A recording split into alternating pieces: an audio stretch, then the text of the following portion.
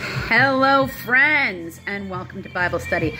We are in the NIV, 2 Corinthians chapter 12, verses 11 through 21. And that is just the rest of chapter 12. This one is called Paul's Concern for the Corinthians.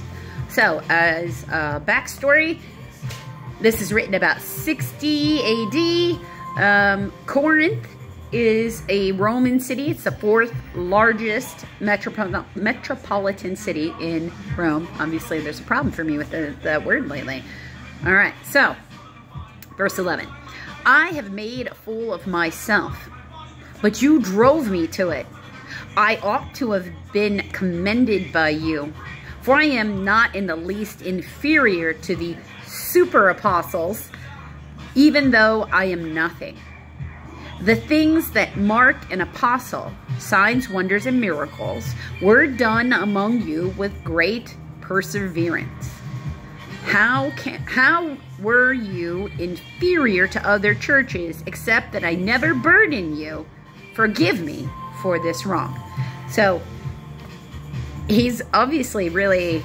So I will say the Apostle Paul was very focused on unity.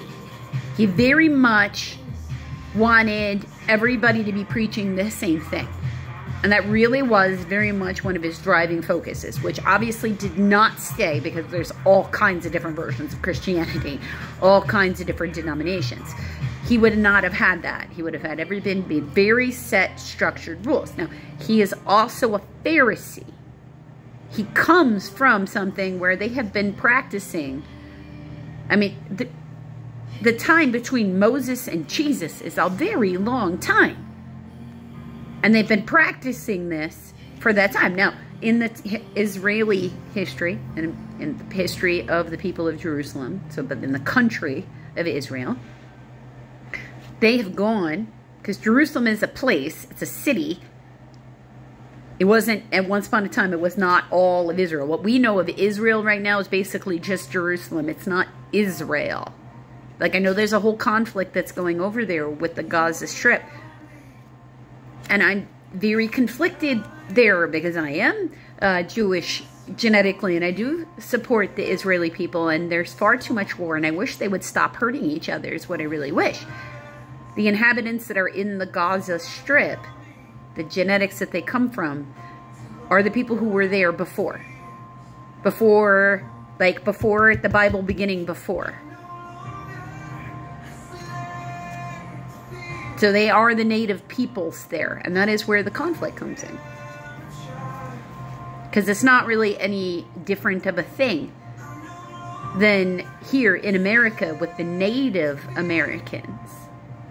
The Native Americans. So Incans, Aztecs, you know, starting down in Mexico, because North America, and then work your way up to all the rest of the various indigenous tribes for wherever they were located on the continent. They were here first. So, okay, we are all immigrants. If you are not one of those peoples, we are immigrants to here. The Jewish people are immigrants to their area. They were Syrians. So they had a location. They came down from their location and invaded that particular area. It's in the Bible. It's in the Old Testament. I'm not speaking mistruths. The world's far more complicated than what we make it. And our perception of who's the good bad guy or the bad guy depends upon where we start out from. Because I'm not really big on this, let's segregate and see other people as not people. So, he is saying, look, I did all the things you should expect an apostle to do to let you know that they're, you know, Christ is working through them. And that's all I can really do. So I don't know what super apostles are. Now, he's also a human being, so he's probably feeling a little bit of that ego. Now, ego is part of Paul's problem. That's why he told us about the thorn in his side. Because he had enough ego in him when he was Saul that he so believed in the structure and the way, the box of the Mosaic law that he didn't want to go out of, because anything out of this box was blasphemy, that he felt people should die for words because he felt their words were blasphemy. And he was willing to go around and persecute them and kill them for that. He sought the death of early Christians. That's Paul. The difference between Saul, before Jesus and the Holy Spirit coming upon him, and Paul. Right? But it doesn't mean that Paul suddenly didn't have any of his childhood woundings or whatever it is that made him act like this over here. He flat out tells you that in here, in the beginning part of chapter 12. He actively humbles himself because he knows he has ego. And where we know that we have ego, because ego is a natural part of every human, we are supposed to be actively looking for ways to keep that in check with reality. Right?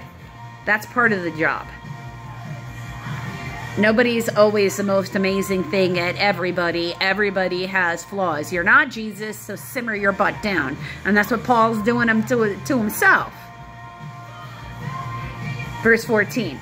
Now I am ready to visit you for a third time, and I will not be a burden to you, because what I want is not your possessions, but you. After all, children should not have to save up for their parents, but parents for their children. I'm going to repeat that again. After all, children should not have to save up for their parents, but parents for their children. Your children didn't ask to exist. They are subject to your decisions. They don't owe you because they have a successful life elsewhere. Be proud of them. You did a good job. Hopefully. Hopefully but they could very well have that successful future in spite of you instead of because of you. That's a choice you make while you're raising them. If you're going to act like they owe you something more than dignity, grace, and respect, which is what you owe them back, because it's what we owe to every person. I'm not saying don't have boundaries or don't, set rules or have chores or any of that. I'm not a parent, right? So I'm telling you to just remember that children are people, not possessions. They're not. There's no return on investment there other than if they end up being a good person. That's the return on investment. You can be proud that they're your kid when you're out. That's the return on investment, nothing else. So I will very gladly spend for you everything I have and expend myself as well. If I love you more, will you love me less? Be that as it may, I have not been a burden to you. Yet, crafty fellow that I am, I caught you by trickery. Did I exploit you through any of the men I sent you? Like, did I ever ask you to cover my expense? Or the expenses of any of the people I sent to you? I urged Titus to go to you, and I sent our brother with him. Titus did not exploit you, did he? Did we not act in the same spirit and follow the same course? So maybe these super apostles were asking people to let them stay there, pay all the expenses, and then collecting tithes from them, is what it sounds like might have been happening. Used car salesmen, apostles. Whether or not somebody is actually good at their job means you need to look at the long-term success of each individual endeavor. Now, when one is an entrepreneur, you're going to have failures. That's just the reality. So it's not necessarily the thing you really strictly need to look at. You need to look at why it failed. Because sometimes people want to put a product out there. It's not just such a good product. There's no real demand. I mean, it happens all the time. It doesn't mean those people are bad people or anything. It just means the market wasn't the right thing, or maybe they didn't have the right capital. There can be a lot of reasons. I've got an MBA, which is, for those, if you don't know exactly what that means, it's a master's in business administration. So a degree in business itself. And And so it's a study. That's what I'm saying. Because that basically is trying to teach you how to run a company. So they teach you how to study whether or not something is worthwhile. A go and no-go process. So, and apply that to business. And of course, then you start applying that to life. Whether or not this is worth my energy or not. Or like, I'm going to ignore that because or I could emotionally react to that, but I understand it's really just their wounding. So let me guide you on how to react in a different way, or what skill sets you might need, or maybe just let me get myself some distance from my own self, and that's enough. Because I can just be like, no, I'm not going to engage with you at this time. I will not be spoken to you in that way. Please leave me alone until your emotions are under control. And then just let them come back to me when they're ready. All that is the same. It's a skill set. It's a skill set. Somebody who is regularly losing their temper, and I can speak to this as from personal experience about myself, because my temper has always been the issue. Always, even when I was a small child. You did not want to trigger the temper. It was all sunshine and rainbows until a very second that I wasn't. And that's usually because I was tolerating things I shouldn't along the way, letting myself get emotionally attacked, trying to make excuses for people, trying to still see the good in them, I mean, it's because I'm one of those. I'm a helper by nature. Always have been. Came out the womb that way as far as my family tells me. So, people who are there to help you don't try to overburden you. Because how does overburdening you end up helping you? That's not how it works. You'll be able to see who they are. It doesn't mean they're going to let you walk all over them. They're going to have clear boundaries. They're going to be, I can help you this way. And they'll spell it out for you. And they'll make it clear. Transparency and not being dishonest. Right? This is basically the same. Transparency means not being dishonest, or if you are dishonest, going, okay, I misspoke, I apologize, let me correct myself. If they can't do that, and they can't keep their emotions under control,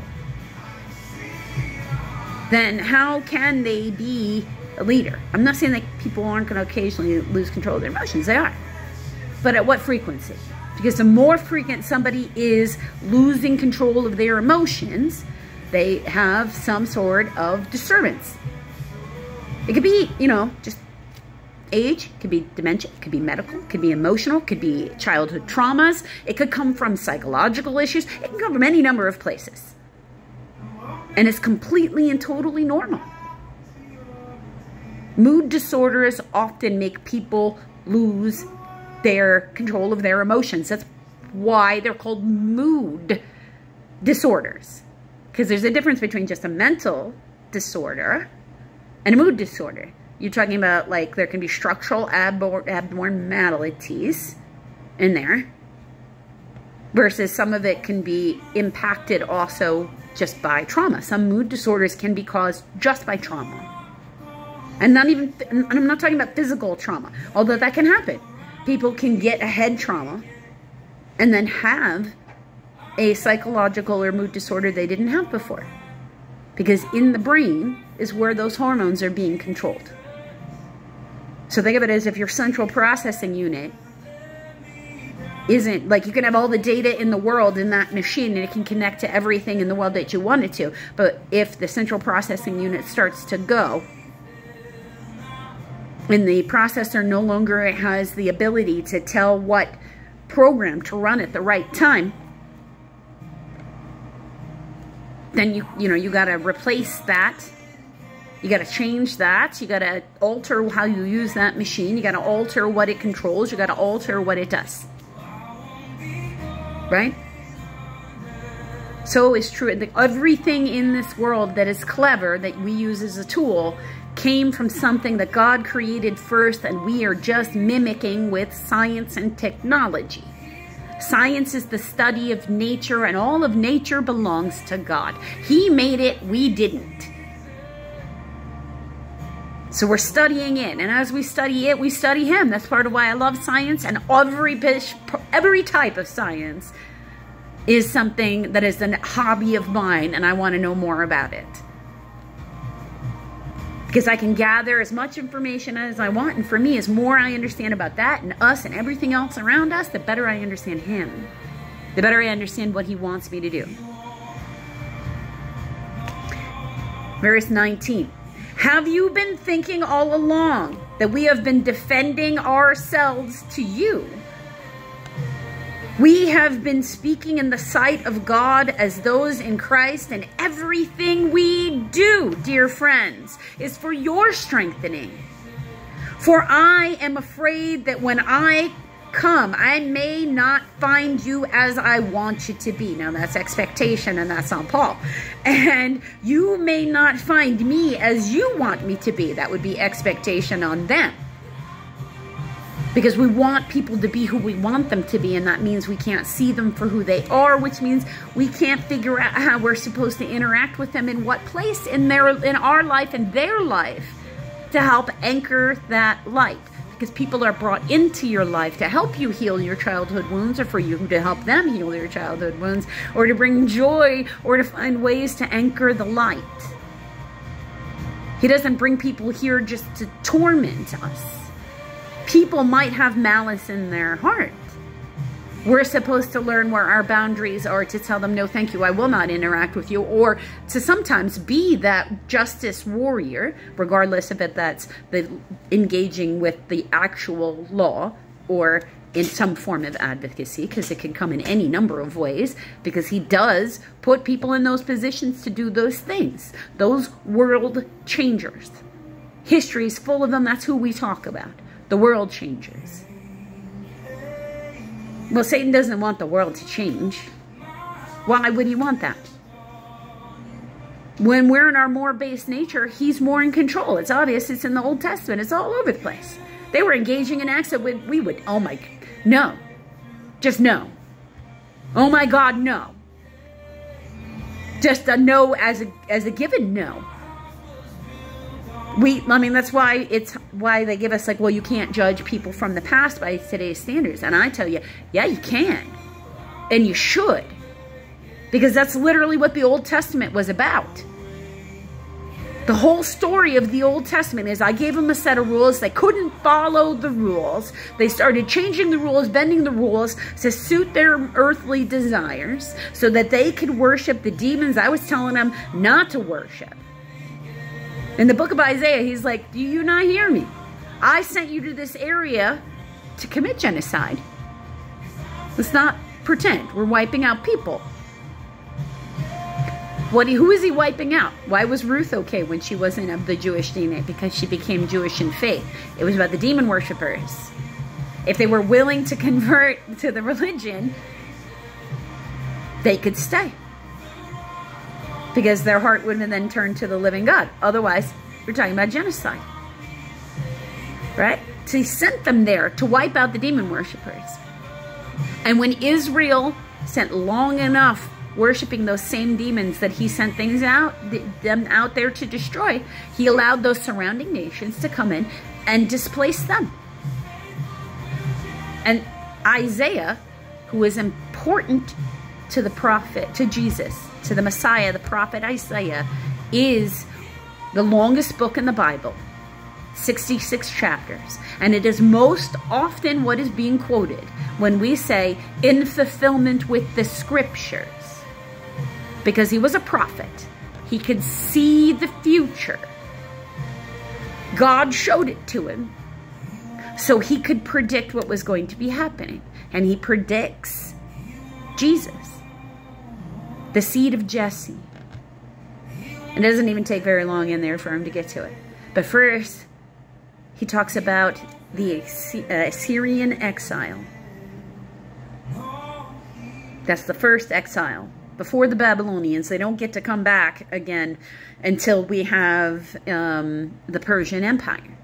If you go look that up in history, those are specific time frames in history. I don't know how people think the Bible isn't relevant when we are still literally watching a war that goes on there that started in the Old Testament of the Bible. Why do they keep fighting? I don't understand. Go read the Old Testament of the Bible and you will. Then you can decide how you feel about it. I fear There may be quarreling, jealousy, outbursts of anger, factions, slander, gossip, arrogance, and disorder. I am afraid that when I come again, my God will humble me before you, and I will be grieved over many who have sinned earlier and have not repented of the impurity, sexual sin, and debauchery in which they have indulged. Paul is afraid that he and his parishioners are not going to have the same expectations of each other, and he's going to get there. And people are going to still be engaging in the behavior he told them not to engage in because it's against the tenets of Christianity, which is love one another. No excuses for treating somebody else like they're lesser than you. He said love one another on unconditional forgiveness. If you want to insult that person and tear them down, then you are not following what he said. The people who are too obsessed with it must be the way I say are not following my will to thy will, are they? And that's how we're supposed to be acting. It's not that hard. It's only hard if we feel we need to be viewed in a way that glorifies us in the sight of man. And that's not what he told us to do. Walk by faith, not by desire. Be the better version of you, regardless of how they're acting. How they act is between them and God. How you act is between you and God. And when you act out of character, he feels like you betrayed him. Or at least, that's one of the things I keep in my mind to help me stay humble. I would be very interested in what you do to help you stay humble. Because ego is good when it's self-esteem, and it's bad when it's pride. Archangel Michael, Lucifer. Those are choices. Their choices, what put them in their positions, even in angel lore, right? So, it's all about choices, my friends. And you get to decide how you treat other people. It doesn't matter how anybody else around you or anybody that you came from ever treated anybody else. You can, in that moment, make the choice for yourself to treat people fantastic. And I hope you do.